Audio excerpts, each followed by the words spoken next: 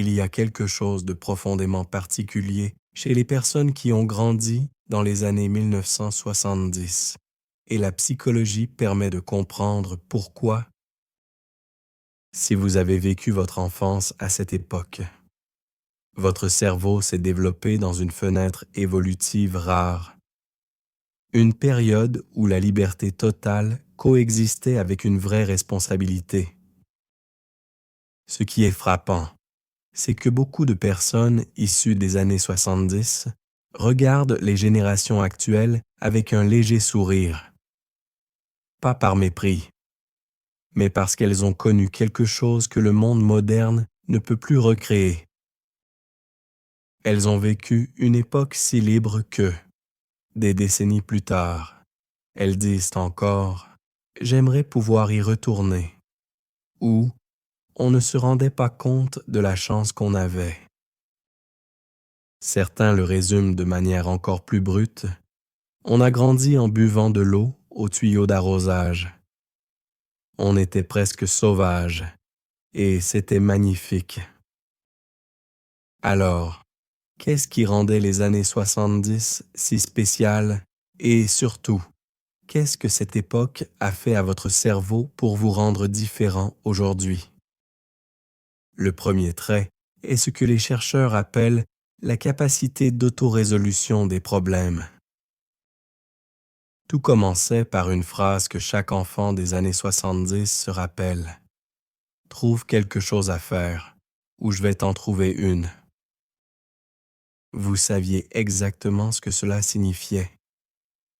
Dire que vous vous ennuyiez voulait dire finir à plier du linge ou à balayer le sol.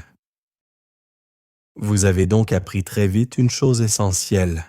Vous débrouillez par vous-même. Les études sur l'enfance non structurée montrent que les enfants obligés d'inventer leurs propres occupations développent une créativité et des fonctions exécutives bien plus solides.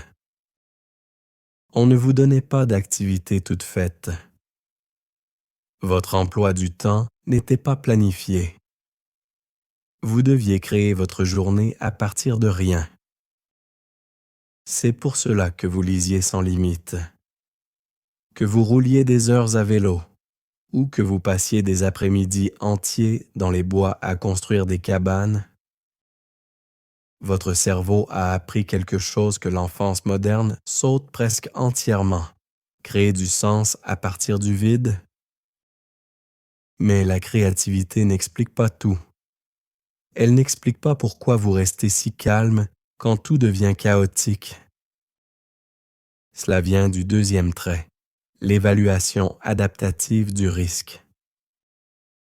Vous grimpiez à des arbres clairement trop hauts. Vous faisiez du vélo sans casque. Vous jouiez avec des pétards. Vous vous blessiez. Vous preniez des risques réels. Chaque genou écorché, chaque chute, chaque frayeur entraînait votre système nerveux. La psychologie du développement montre que les enfants exposés à un risque physique contrôlé développent, à l'âge adulte, une meilleure capacité à distinguer le danger réel du risque gérable, avec moins d'anxiété de fond. Vous n'avez pas appris le danger en le regardant sur un écran. Vous l'avez vécu. Vous aviez des cicatrices. Et ces cicatrices étaient des histoires, pas des traumatismes. C'est pour cela qu'aujourd'hui, en pleine crise, vous commencez à agir pendant que d'autres paniquent, œillent. Le troisième trait est celui que les jeunes générations ont le plus de mal à comprendre, la capacité à être bien avec la solitude. Vous passiez des heures seuls dans votre chambre à écouter de la musique. Vous restiez allongé dans l'herbe à discuter sans but précis. Vous exploriez seul, non pas parce que vous étiez isolé, mais parce que rien ne réclamait votre attention en permanence. Les études sur l'enfance prénumérique montrent que ces personnes ressentent beaucoup moins d'angoisse lorsqu'elles sont seules avec leurs pensées. Votre cerveau n'a jamais appris que l'ennui était une urgence. C'est pour cela que vous savez attendre sans perdre votre calme. Le quatrième trait est ce que l'on appelle la patience analogique. Vous attendiez votre émission préférée une fois par semaine. Vous preniez des photos et deviez patienter avant de savoir si elles étaient réussies. Vous mémorisiez des numéros de téléphone et espériez que quelqu'un soit à la maison. Les recherches sur la gratification différée montrent que ceux qui ont appris à attendre développent un meilleur contrôle de soi, des relations plus stables et davantage de réussite sur le long terme. Votre enfance entière était un entraînement à la patience, une compétence que la vie moderne érode constamment. Le dernier trait relie tous les autres, l'autonomie sans surveillance. À 8 ans, vous quittiez la maison le matin. La seule règle était « rentre avant que les lampadaires ne s'allument ».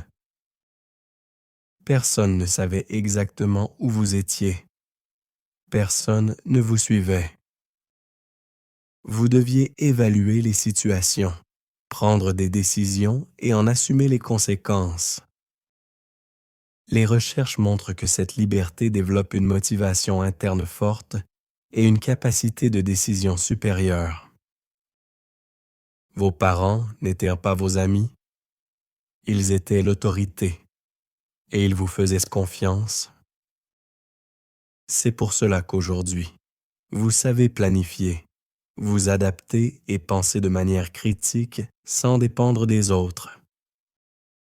Si le monde actuel vous semble parfois étrange, souvenez-vous de ceci, vous n'êtes pas dépassé. Vous portez en vous des capacités qui sont en train de disparaître. Une indépendance qui ressemble à de la froideur est en réalité de la compétence.